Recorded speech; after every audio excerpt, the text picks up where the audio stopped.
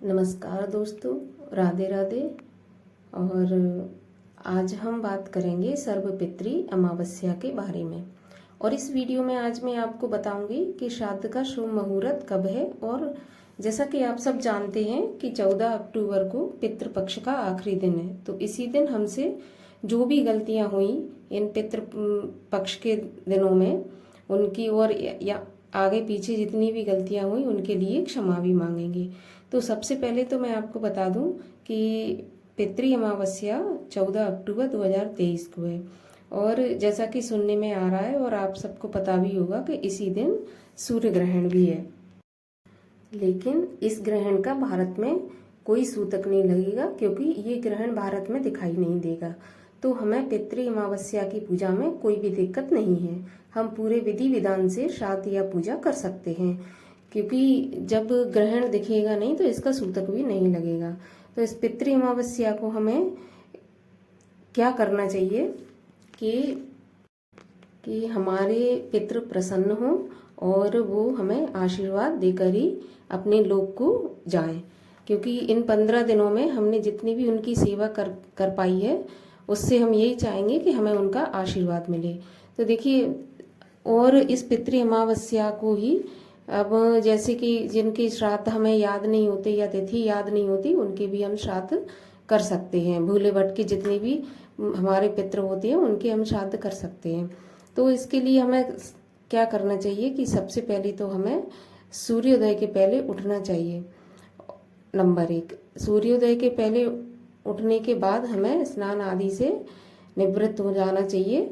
और कहीं पर भी पास में मंदिर हो या जलाशय हो, वहाँ पर हमें शाम के टाइम दीपदान करना चाहिए। दीपदान करने से बहुत बड़ा पुण्य प्राप्त होता है।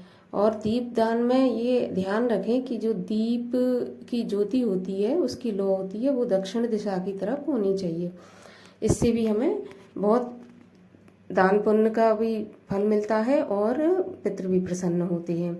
और दान में हम अन्न का दान कर सकते हैं, वस्त्रों का दान कर सकते हैं, और बर्तन जैसे कि लोटा, कटोरे वगैरह, इनका दान भी हम कर सकते हैं।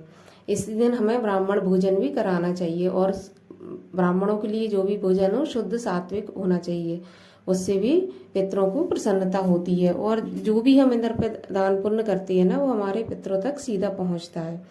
तो इसके लिए शुभ मुहूर्त होना बहुत ज़्यादा जरूरी होता है। तो शुभ मुहूर्त इस दिन 11:44 से और 12:32 तक रहेगा।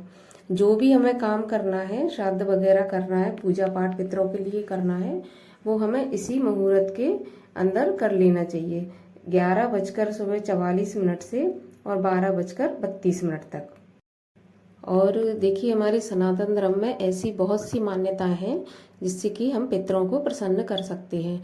कहते हैं कि पितृ जब रुष्ट होते हैं या दुखी होते हैं तो वे कई तरह से हमारा नुकसान कर सकते हैं, और जब वो खुश होते हैं तो हमें चारों तरफ से फलीभूत कर सकते हैं। तो उनको प्रसन्न करने के लिए सबसे पहले तो हमें एक मिट्टी का घड़ा पानी से भरकर हमेशा रखना चाहिए। आजकल क्या होता है कि सीधा नल से पानी लेते हैं, उसका रिवाज हो गया है। तो पानी का घड़ा भरना बहुत ज़्यादा जरूरी है। एक पानी का घड़ा रात में भर के हमें अपने किचन में रखना चाहिए। इससे पितृ प्रसन्न होते हैं। इसके अलावा हमें गाय को चारा, और जो हम रोटी बनाते हैं उसमें पहली रोटी गाय की और आखिरी रोटी कुत्ते की, ये भी होना चाहिए। इससे जो है पितृ वो भी प्रसन्न होते हैं।